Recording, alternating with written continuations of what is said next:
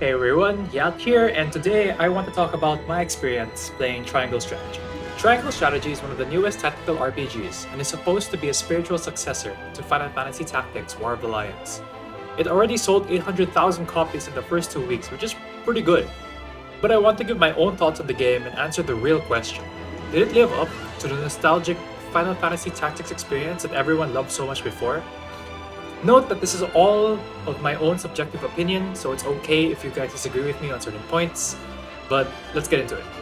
Triangle Strategy is composed of two parts. 50% of the game is cutscenes, and the other half is the strategy portion itself.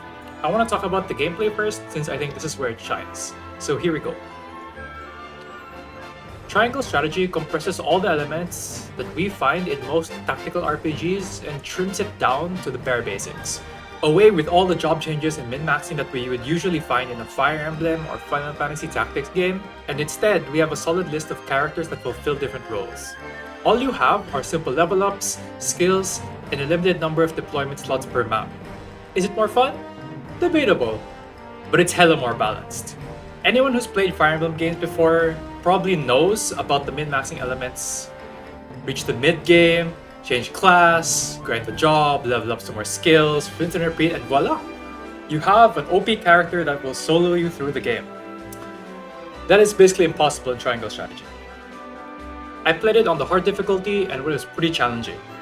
You're always at a number and or terrain disadvantage, enemy AI knows how to target your squishier units, and you have very few healers, and enemy AI runs away to get healed by an enemy healer if they're low on HP.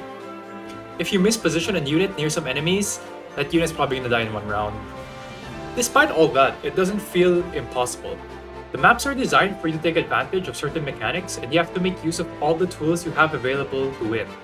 Whether it be the best characters for the map, usage of the high ground, or ensuring priority targets are crowd controlled properly.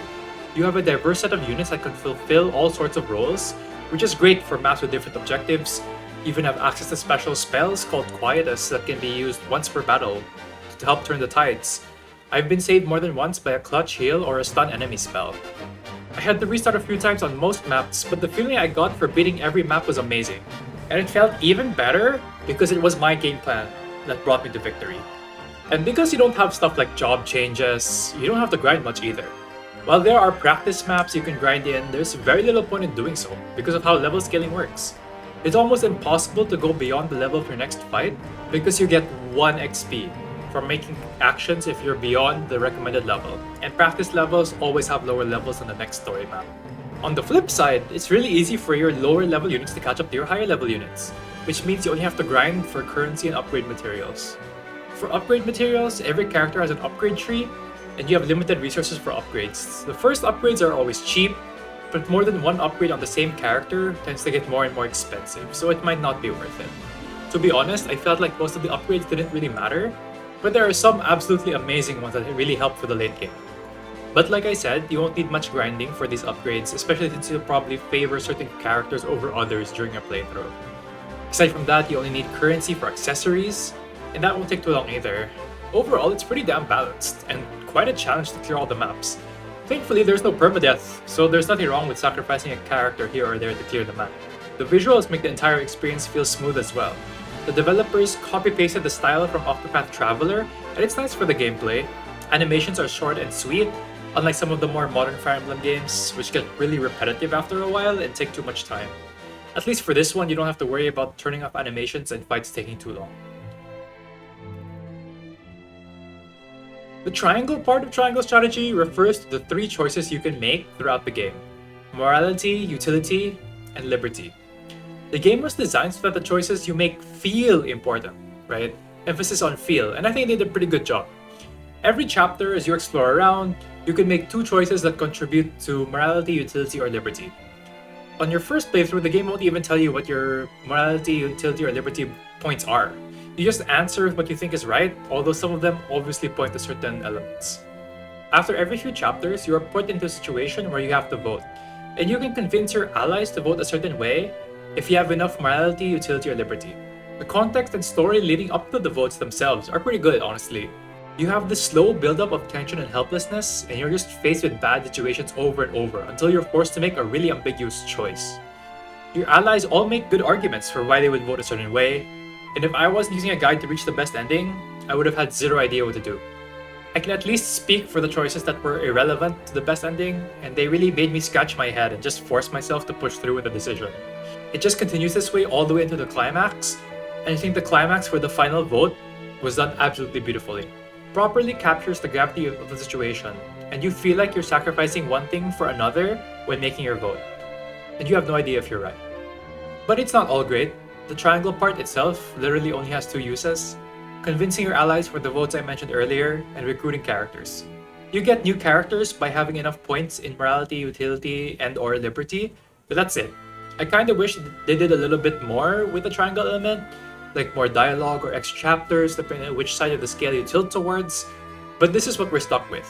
It's not bad per se, but I wish there was a little bit more to it.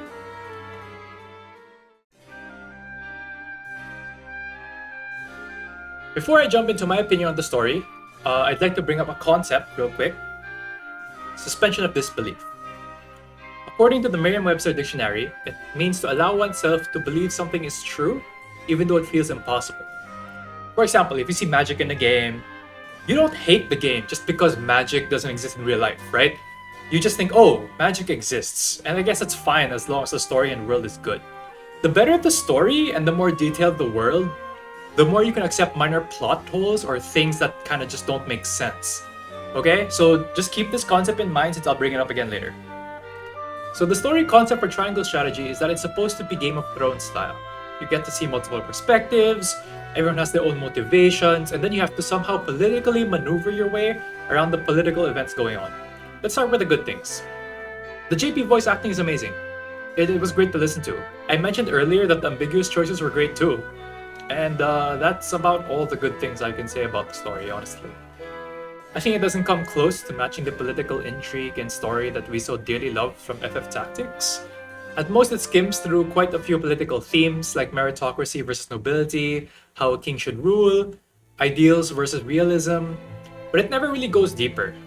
Honestly, the story just feels worse than it was in FF Tactics. And let me just expound on that. Triangle strategy is supposed to be realistic.